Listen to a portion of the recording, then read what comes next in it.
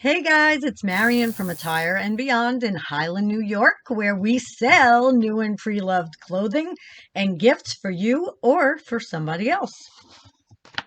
Today, we're going to be reading the title Fear from Anyone Can Live a Happier Life. It's a book that I wrote that I had published about 7 years ago. And I needed it, and I figured maybe somebody needed it. If you're new, welcome. If you've been watching along, we're on fear. So here we go. What if you were finally able to get over most or all of your fears in life? Would you do it? Why wouldn't you? Are you afraid to get over being afraid? Think about all the things you haven't done or said due to fear. Don't you want to be able to accomplish all you can? I did. If I can do it, anyone can. I truly believe this. How many times has fear held you back? Do you even realize how much fear controls your life on a daily basis? I lived under the L train. For those of you who don't know what that means, an elevated subway train was right in front of the top window of my house. I heard it passing all day, every day, yet I was raised with the idea it was scary to travel on a train, to get on a bus alone, to be out in the dark, or trust people, and so on and so on and so forth. This influence and way of thinking came from my parents. So, as a child and teen, I was afraid to do or take part in things that were normal to others. Unfortunately, but inevitably, this carried over into some of my early adult life. It wasn't horrible for me, but I did hold on to some of the fears. When experiencing the feeling of fear, I endured either failure or not even attempting to accomplish things I wanted so much to do. Once we form a belief or fear, it becomes real in our mind. I think it was best said by Jack Canfield and or Mike Victor Hansen. I always listen to them on the same audios, so I'm never sure which one. Fear is false evidence appearing real. Our minds sometimes cannot tell the difference. Dr. Wayne Dyer, speaking at the You Can Do It Ignite broadcast, said, fear is F, that word, everything and run. There has never been a statement so amusing and true at the same time. Think about it. So F everything and run. I'll say frig everything and run.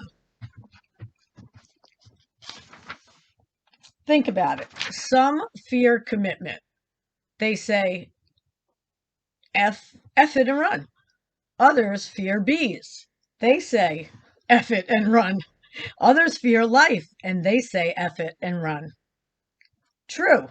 True. Leave it to Wayne Dyer to make it humorous while speaking honestly. It's all the same. You are either not facing something you need to or doing something you need to, based on a false assumption of belief. Life is too damn important to be afraid of everything. I believe my parents would have had a more fulfilling life had they not been fearful of so many things. Fear ruled their existence. They were troubled about not having money, of people, trusting, being heartbroken, gossip, and the list goes on. My dad was afraid to fly. My mom was terrified to take a train, a taxi, or a bus alone. But don't get me wrong, she would go if someone was with her. I was held back for years, yet I watched my sister, who is 14 and a half years older than me, rebel and do all these things anyway. Thank God for her, and she taught me without even knowing it, fear is just a thought. I am not saying be careless, and if you know sharks are in the water, jump in and swim with them. I am just saying, do not allow false fears to hold you back.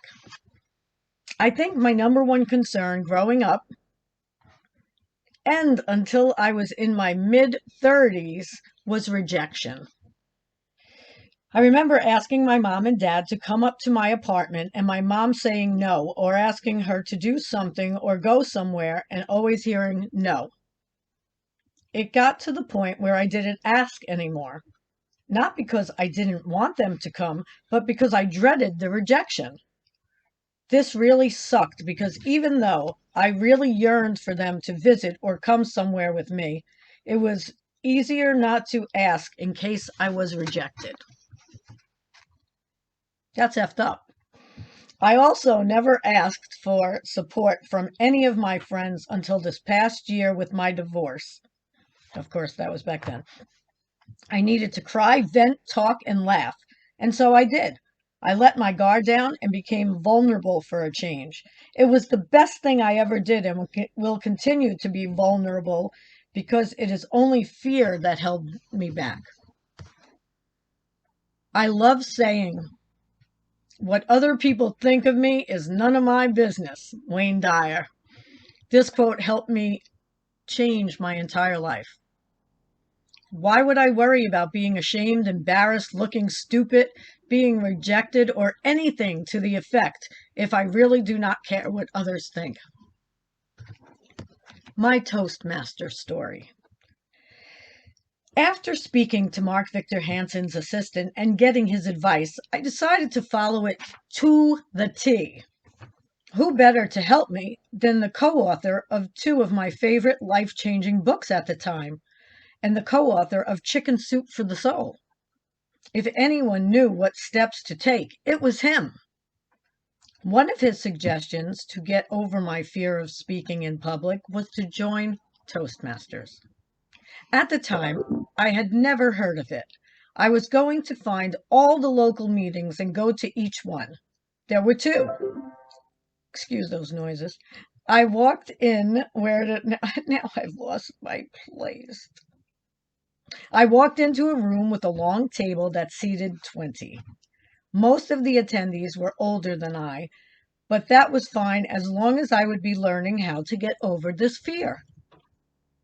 After all, how can I do everything I wanted to do in life, which was and is helping others in mass amounts, if I could not even speak to a small audience? The room was quiet and almost uncomfortable. The meeting started. They said we were going to do table topics, which is one of the members picks a subject assigned and has to do a 2-minute speech about it. Ad-libbing because you are just made aware of the subject a few seconds before. I sat there sweating with anxiety. I hardly heard a word they said because I was too busy thinking about how foolish I would look. When I suddenly heard, "Pass," and they said, "Okay, because you are a guest, you are allowed," I screamed out, "Thank God, pass!" And the room filled with laughter because they hadn't gotten to me yet. I was so relieved, and all that worrying for nothing. It's called fear. I explained to them afterwards that I was feeling, and what I was feeling, and my one suggestion would be to tell guests or new members they could pass so they would feel comfortable and less afraid at the start. Phew! I got that one out of I got out of that one. Let's do it again. Phew! I got out of that one. I still decided the next night to go to a different meeting at another location. I walked in the room, and the majority of the group was younger, ranging from 25 to 65, where the first group was 55 to 75. And I was only 30-ish at the time. Immediately upon entering, I felt a totally different energy. I saw happy people conversing, laughing, exchanging ideas, enjoying each other's company, ready to give speeches as well as learn. They picked people for their assignments for the meetings, and off they went with table topics. They explained in the beginning you can pass if you were a guest. I was happy just because they were off to a good start in my eyes. Wow, if I had known that the night before, I may not have been as nervous. I used my power to pass again. There was no way I was speaking in front of anyone yet, as I hid in the back of the room towards the corner. I could have done a table topics easily at that time, but my fear held me back. P.S. Eventually, you ready for this one? I became the president of that chapter. Need I say more about when you get over fear, what can happen? Amazing accomplishments can take place if you let them. And don't let fears hold you back. Now, this is the reflection section. So again, if you don't have the book, I'm on page 167, but just write them down or just listen and think about it, whatever it is that you have to do. Okay, so here is an exercise that may work for you. Try it. Make your own inventory of the things you would do, say, and be if you were not afraid. Do this for every area of your life: business, relationships, spirituality, financially, etc.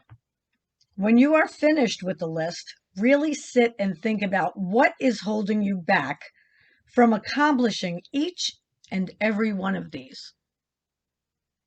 What is the fear? Where did it originate? Are you able to tell the difference between fact and fiction? When I was afraid to speak in front of others, my first thought would have been, I am afraid to speak in public or in front of groups. Why? I might make a fool of myself. Why did I think that? Mine stems back from grade school, believe it or not. In a very brief story, I was giving an oral speech at a very young age, first or second grade, and I was sitting on the table in front of the class, swinging my feet while reading. And I mean swinging, probably due to nerves. And my teacher said something to the effect of how stupid I looked, or how I looked like an idiot, or was acting like an idiot. P.S. I never gave a speech again in any class at any time. I was willing to fail, even throughout high school. I would take extra credit projects just to strengthen my grades due to this fear. Fear can sometimes come in the form of or turn into serious anxiety, which is going to be the next chapter, anxiety. I say that every time. Not sure if it's a chapter, but the next reading I will read, and it starts with what if there was a healthy way to reduce your anxiety? Wouldn't you jump at the opportunity? So I want to talk a little bit about why my fear of speaking. Teachers years ago, I don't think they're like that at all today, because they would get suspended or fired, but that's kind of how they were in the Bronx. And God, I have nothing at all against Bronx teachers. I loved my teachers. That's just the way everyone was back then, for the most part, that I knew anyway. So love you, Bronx teachers. Love you, teachers. Thank you so much for all you do. I'm losing my voice from reading. So, Marion from Attire Beyond in Highland, New York. I will be coming back soon. So if you like this video and you're stuck with me this far, give me a thumbs up. And if you'd like, hit the subscribe button and the bell so that you get notified anytime that I do a reading or a video. Thanks, guys. Love you for hanging in there.